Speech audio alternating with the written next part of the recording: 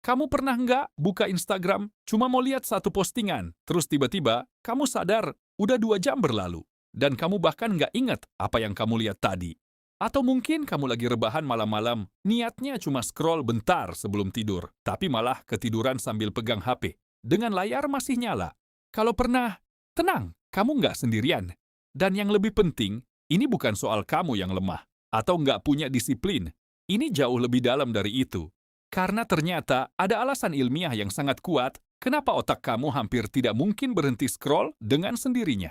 Di video ini, kita bakal ngobrolin 2 hal besar. Pertama, apa yang sebenarnya terjadi di dalam otakmu setiap kali kamu scroll. Dan kedua, kenapa aplikasi-aplikasi itu dirancang secara khusus untuk membuat kamu tidak bisa berhenti. Bukan teori konspirasi ya, ini fakta. Dan setelah kamu dengar ini, cara kamu memandang HP di tanganmu mungkin tidak akan pernah sama lagi. Yuk mulai! Oke, kita masuk ke bagian sains dulu. Tapi tenang, saya janji ini nggak bakal membosankan. Jadi, kamu pernah dengar kata dopamin? Banyak orang bilang dopamin itu hormon kesenangan. Tapi sebenarnya, itu nggak sepenuhnya tepat. Dopamin bukan hormon yang bikin kamu merasa senang. Dopamin adalah hormon yang bikin kamu ingin mencari sesuatu. Beda tipis, tapi sangat penting. Jadi begini cara kerjanya. Setiap kali kamu melakukan sesuatu yang terasa menyenangkan, otak kamu melepaskan dopamin. Dan dopamin itu bilang ke otak kamu, "Hey, ini bagus, lakukan lagi." Nah, masalahnya, otak kamu tidak bisa membedakan apakah kamu sedang mengejar sesuatu yang benar-benar bermakna atau hanya scroll TikTok. Yang otak kamu tahu cuma satu hal, ada kemungkinan hadiah di depan, dan itu sudah cukup untuk membuatnya terus mendorong kamu maju.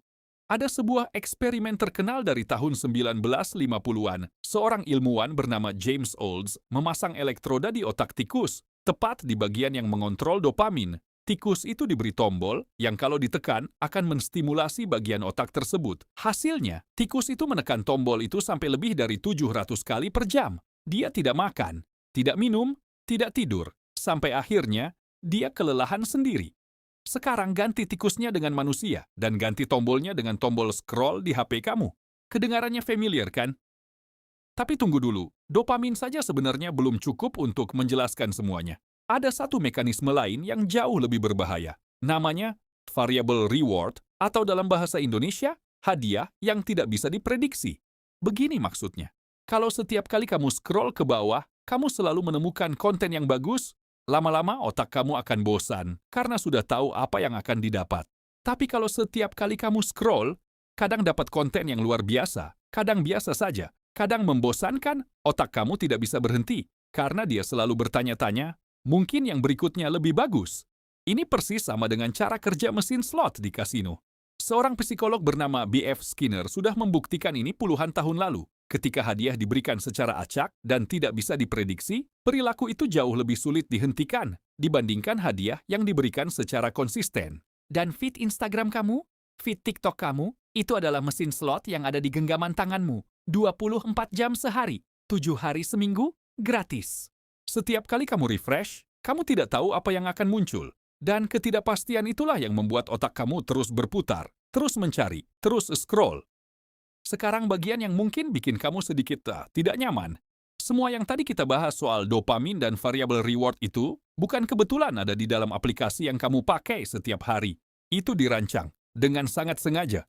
Ada seorang mantan karyawan Google bernama Tristan Harris. Dia pernah bekerja sebagai desain etisis, semacam ahli etika desain, di sana.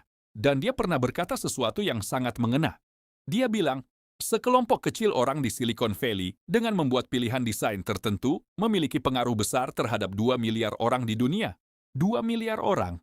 Jadi apa saja desain itu? Yang pertama adalah infinite scroll, atau scroll tanpa batas. Sebelum fitur ini ada, setiap halaman punya akhir. Kamu scroll sampai bawah, berhenti, dan itu jadi sinyal alami buat otak kamu untuk istirahat.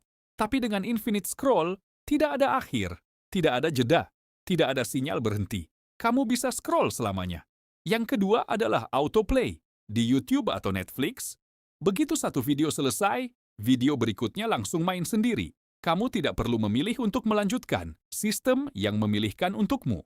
Dan yang ketiga, notifikasi. Setiap like, komentar, dan mention datang tidak pada waktu yang sama, tapi muncul secara acak sepanjang hari. Persis seperti mesin slot tadi. bikin kamu terus-terusan mengecek HP. Siapa tahu ada sesuatu yang baru. Oke, sekarang mungkin kamu berpikir, tapi itu cuma HP, nggak separah itu juga kali. Boleh saya share beberapa angka dulu? Rata-rata orang mengecek HP mereka lebih dari 90 kali sehari, hampir sekali setiap 10 menit, bahkan saat sedang makan bersama keluarga, bahkan saat sedang berbicara dengan teman. Sebuah penelitian dari University of California menemukan bahwa setelah kita terganggu oleh notifikasi atau godaan untuk scroll, butuh rata-rata 23 menit untuk benar-benar kembali fokus ke pekerjaan semula. 23 menit untuk satu gangguan kecil. Dan ada yang lebih berat lagi. Beberapa studi menemukan korelasi antara penggunaan media sosial yang berlebihan dengan peningkatan rasa kesepian, kecemasan, dan depresi, terutama pada remaja dan dewasa muda. Bukan berarti media sosial adalah satu-satunya penyebab, tapi kita tidak bisa pura-pura tidak ada hubungannya sama sekali. Yang lebih ironis, kita scroll untuk mencari koneksi, hiburan, dan perasaan senang. Tapi semakin banyak kita scroll, semakin sering kita merasa kosong setelah melakukannya. Pernah merasakan itu? Buka HP, scroll lama banget, terus naruh HP, dan ngerasa hampa? Iya, itu bukan perasaanmu yang aneh. Itu adalah hasil yang sangat logis dari cara sistem ini bekerja. Nah, sekarang pertanyaan besarnya, kalau sistemnya sudah dirancang seperti ini, apa yang bisa kita lakukan? Saya nggak akan bilang hapus semua media sosial kamu, karena itu nggak realistis untuk kebanyakan orang. Dan jujur, bukan itu poinnya. Poinnya adalah sadar dulu, karena kesadaran adalah pertahanan pertama. Sekarang setiap kali kamu scroll, kamu tahu apa yang sedang terjadi di otakmu. Kamu tahu bahwa dopamin sedang mendorongmu. Kamu tahu bahwa variabel reward sedang memainkan kamu. Kamu tahu bahwa desain aplikasi itu memang dibuat untuk situasi ini. Dan dengan tahu itu, kamu punya pilihan. Beberapa hal kecil yang bisa mulai dicoba. Pertama, taruh HP di luar kamar saat tidur. Beli alarm biasa kalau perlu. Pagi hari tanpa HP, bahkan hanya 30 menit, bisa mengubah kualitas harimu secara signifikan. Kedua, matikan notifikasi yang tidak penting. Semua notifikasi. Biarkan kamu yang memilih kapan mau membuka aplikasi, bukan aplikasi yang memanggil-manggil kamu. Ketiga, beri jeda sadar. Sebelum buka HP, tanya ke diri sendiri dulu. Saya mau ngapain di sini? Kalau kamu punya jawaban yang jelas, lanjutkan. Kalau tidak, mungkin kamu sedang mau scroll tanpa tujuan. Perubahan besar selalu dimulai dari keputusan kecil yang dilakukan secara konsisten. Jadi, kenapa kamu tidak bisa berhenti scroll? Karena otakmu bekerja persis seperti yang dirancang oleh ribuan engineer berbayar tinggi yang tugasnya hanya satu, membuat kamu tetap di dalam aplikasi mereka selama mungkin. Kamu bukan lemah, kamu bukan tidak punya disiplin. Kamu hanya sedang melawan sistem yang jauh lebih besar dari sekedar kebiasaan buruk. Tapi sekarang kamu tahu, dan tahu adalah langkah pertama untuk berubah. Mulai dari hal kecil, mulai dari sadar, mulai dari hari ini. Kalau konten ini bermanfaat buat kamu, share ke orang-orang yang kamu sayang, karena mungkin mereka juga butuh mendengar ini.